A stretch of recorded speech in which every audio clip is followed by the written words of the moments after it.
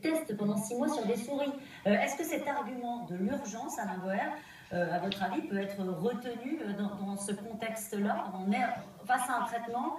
D'ailleurs, je précise que là, en ce moment même, à l'heure où on se parle, devant le service du professeur Raoult, il y a des Marseillais qui veulent se faire tester et qui sont volontaires pour prendre ce traitement-là. Non, mais je crois que le professeur Raoult, il a réglé la question. Voilà, il y a une guerre d'ego, une guerre de caractère, une guerre de personnes, une guerre d'image.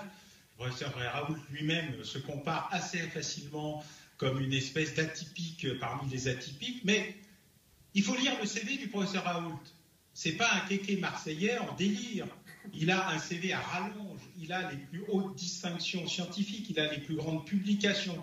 Alors la chloroquine existe depuis le XVIIe siècle. Les Péruviens s'en servent depuis le XVIIe siècle.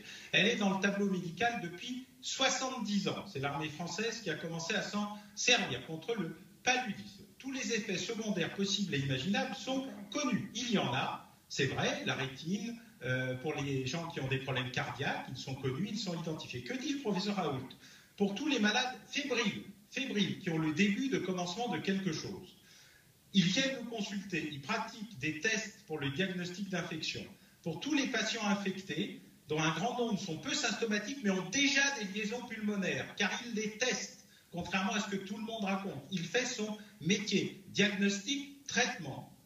Alors, on donne de l'hydroxychloroquine, qui n'est pas exactement la même version que la chloroquine, et de l'azithromycine, ou plus, s'il a attention. En fait, que fait-il? Il évite d'avoir à faire appel aux machines de ventilation.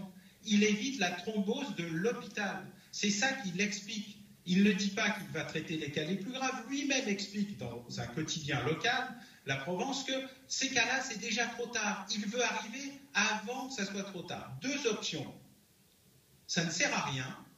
Il y joue sa réputation, mais il ne se passera rien. Les gens pas malades seront pas malades. Les gens qui devaient être sauvés seront sauvés. Les gens qui doivent mourir vont mourir. Ça sert à quelque chose. Ça sauve des centaines ou des milliers de vies. Ça évite la thrombose de l'hôpital. Qu'est-ce qu'on attend? Professeur Raoult, il a réglé la question à Marseille. Christian Estrosi, il a réglé la question à Nice. N'importe qui peut la régler où il veut, car le problème qui est posé aujourd'hui est la décrédibilisation temporelle du fait qu'on n'a pas le temps.